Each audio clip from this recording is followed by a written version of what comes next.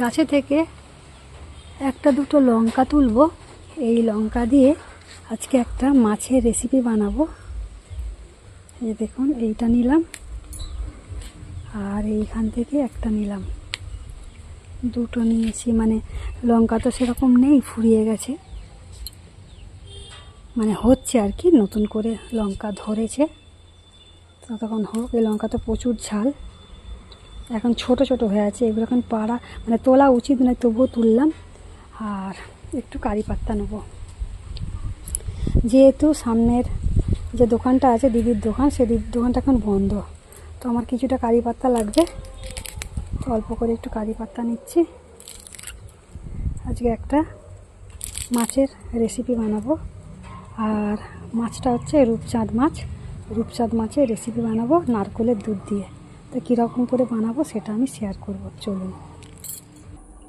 তো গাইস, এই যে নারকেল কুড়ে নিয়েছি, নুন নিয়েছি, আর ওই যে 22 লঙ্কা বলে সেই লঙ্কা নিয়েছি, কটা ছোট পেঁয়াজ, লঙ্কার গুঁড়ো, হলুদের গুঁড়ো, আর এটা হচ্ছে আপনার কি বলে মেথি। তো একটু জিরে আর একটু ধনে দিলে ভালো হয়, যেহেতু আমার কাছে নেই সেই হেতু আমি দিচ্ছি না, আপনাদের কাছে থাকলে অবশ্যই দেবেন। আর এদিকে নিয়েছি আপনার কারি পাত্তা, টমেটো আর আধখানা পেঁয়াজ কুচিয়ে নিয়েছি। তো আমি এইটা মিক্স করে নেব। তো গাইস, আমি এই কটা মাছ নিচ্ছি, দুটো পেটি মাছ নিয়েছি, 4টে গাঁতা নিয়েছি, আর একটা এই যে লেজের দিকে থাকে যে অংশটা সেইটা নিয়েছি।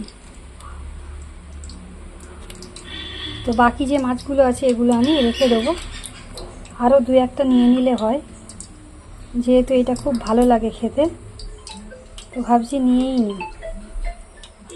তো এইটা একটু পরিষ্কার করতে হবে কোনটা। তো চলুন। আর এদিকে কড়াই আমি সর্ষের ফোড়ন দিয়েছি।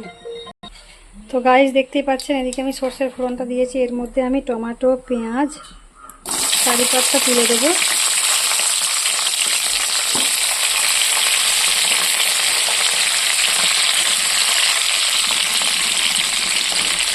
এইটা ততক্ষণ ভাজা হবে। তো গাইস দেখুন, পেঁয়াজ, টমেটো আর আপনার কারি পাত্তা আর একটু ভাজতে হবে, আর একটু ভেজে নেওয়ার পর এর মধ্যে আমি নারকেলের যে দুধ বানিয়েছি, এই যে নারকেলের দুধ, এইটা আমি দিয়ে দেবো। আর এই যে টক ফল, যেটাকে এখানে টোট্টপুলি বলে। আর এই মাছ নিয়েছি, 3টে পেটি নিয়েছি, 3টে না 4টে পেটি নিয়েছি, আর এই মাছ নিয়েছি এইটা। তো হয়ে যাবে আমাদের দুবেলার মতো।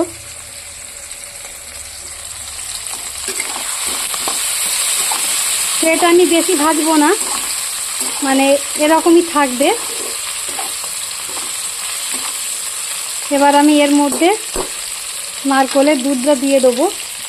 আর এটা নারকেল তেল দিয়ে করলে সবথেকে বেশি ভালো হয়, কিন্তু নারকেলের তেল আমার কাছে এখন নেই, সেই জন্য আমি সানফ্লাওয়ার অয়েল দিয়ে করছি। নারকেল তেল দিয়ে করলে যতটা সুন্দর টেস্ট হবে সানফ্লাওয়ারেও হবে, কিন্তু একটু ডিফারেন্স হবে। তো চলুন আমি নারকেলটা সুন্দর করে দিয়ে দিই। দেখতেই পাচ্ছেন এর মধ্যে অনেক আছে। তো নারকেলের দুধটা দিয়ে আমি একটু নাড়াচাড়া করে নিচ্ছি। তো এবার আমি কি করব, এর মধ্যে পরিমাণ মতো ঝোল দিয়ে দেবো। ঝোলও বলা যায়, জলও বলা যায়, যেহেতু কাঁচা মাছ সেদ্ধ হবে সেই হেতু আমাকে জলের পরিমাণটা একটু বেশি দিতে হবে। তো দেখুন আমি এতটা জল দিয়েছি।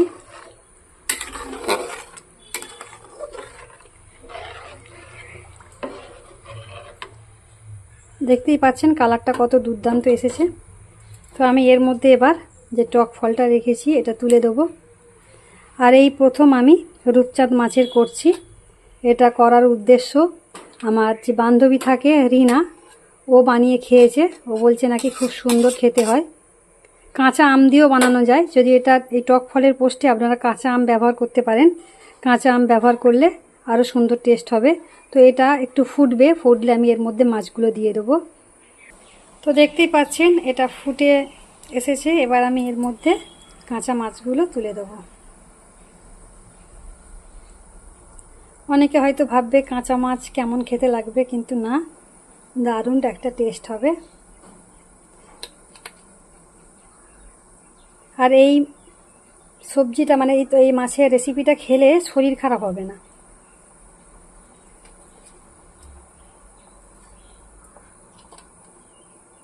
তো আমি এর মধ্যে একটা ঢাকনা দিয়ে দেবো, আর কমসে কম 10 মিনিটের মতো এটা সেদ্ধ হবে। তো গাইস আমি ঢাকনাটা খুলে দেখব।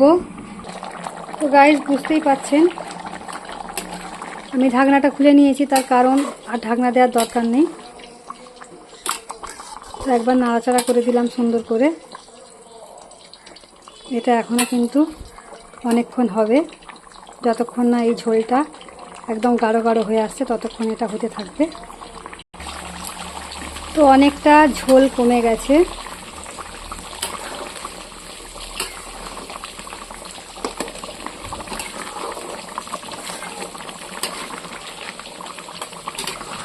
আর ঝোল আমি কমাবো না, এটা আমি এবার নামিয়ে নেব। তো চলুন একটা পাত্রে নামিয়ে নিই। তো দেখতেই পাচ্ছেন ঝোলটা খুব সুন্দর একটা কালার দাঁড়িয়েছে। আর এই যে আমার কাছে এই লঙ্কাটা আছে, এর মধ্যে লম্বা লঙ্কা এরকম উপরে সাজিয়ে দিয়ে আর ঢাকনা দিয়ে রেখে দিলে দুর্দান্ত একটা সেন্ট হবে। তো চলুন কেমন হয়েছে অবশ্যই জানাবেন। আজকের মতো আমি রেসিপিটা এখানেই শেষ করলাম। সবাইকে টাটা, বাই বাই। আবার পরবর্তী সময় দেখা হবে। আর যে সকল বন্ধুরা এখনও পর্যন্ত বন্ধু করেননি, প্লিজ ঝটপট করে বন্ধু করে নেবেন। পাশে থাকা বেল বাটনটা অবশ্যই প্রেস করে দেবেন। আপাতত সবাই কাছ থেকে টাটা।